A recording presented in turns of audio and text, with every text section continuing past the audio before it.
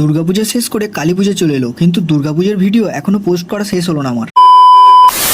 আরে না, কিছুদিন কাজে ব্যস্ত ছিলাম, তাই ভিডিও পোস্ট করতে পারি। তো চলো বেশি বকবক না করে ভিডিওটা শুরু করা যাক। ভিডিও ভালো লাগলে লাইক করো, আর না ভালো লাগলে সো আমরা ঠাকুর দেখতে বেরিয়েছিলাম অষ্টমের দিন। বরসুল আর বর্ধমানে একসঙ্গে ঠাকুর দেখতে বেরিয়েছিলাম, আর আমার সঙ্গে ছিল আমার বন্ধুগণ, যাদের পরিচয় একে একে করাতে পারবো না, ভিডিওর মাধ্যমেই দেখে নাও। আমরা প্রথমে শক্তিগড় স্টেশনে নেমে বরসুলের ঠাকুরগুলো দেখতে গিয়েছিলাম। বরসুল থেকে চলে গিয়েছিলাম টানা বর্ধমান। আমরা তো বর্ধমানকে প্রাণের শহর বলেছিনি, কিন্তু আমার মনে হয় বর্ধমান হলো টোটোর শহর। বর্ধমানে গিয়ে দেখলাম বর্ধমানে যে কটা ঠাকুর করেছিল সব কটাই ছিল দারুণ।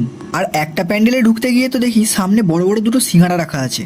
আমার মনে হয় মোটু পাতলু এসেছিল, কিন্তু কেউ সিঙ্গাড়াগুলোতে হাত দিচ্ছে না। আর বর্ধমানের আর একটা জায়গায় ঠাকুর দেখতে গিয়ে দেখি সেই কিউট দুর্গা বলে না, সেই কিউট দুর্গাটাই করেছিল। সেইখানে সবাই আবার দাঁড়িয়ে ছবি তুলছিল। আমার ছবি তোলা হয়নি, আসলে ভুলে গিয়েছিলাম ছবি তুলতে। আর ওই প্যান্ডেলটা ছিল পুরো কাঠবাদামের খোলা দিয়ে, কিন্তু প্রশ্নটা হলো এত বাদাম খেলো কে? আর এদিকে কাঠবাদামের খোলা ছাড়াতে গিয়ে হাতের নখ ভেঙে বসে আছে, মনে হয় এই বাদামগুলো খেয়েছিল। বর্ধমানে একটা আশ্চর্য ঘটনা ঘটেছিল। ঘটনাটা হলো একটা প্যান্ডেলে ঢুকতে গিয়ে দেখি প্যান্ডেলের মধ্যে মেয়েদের ভিড় বেশি। কারণটা কি ছিল? কারণ ছিল প্যান্ডেলটা ছিল আয়নার তৈরি। আর এই ভিডিওতে আমি সব ঠাকুরগুলো দেখাতে পারলাম না, কারণ অনেকটাই রাত হয়ে গেছে আর এডিট করতে অনেকটা টাইম লাগবে। সো আমরা তো তখন আইসক্রিম খেতে খেতে বাড়ি যাই। তোমরা এরকম মিনি ব্লগ দেখার জন্য সাবস্ক্রাইব করো। টাটা।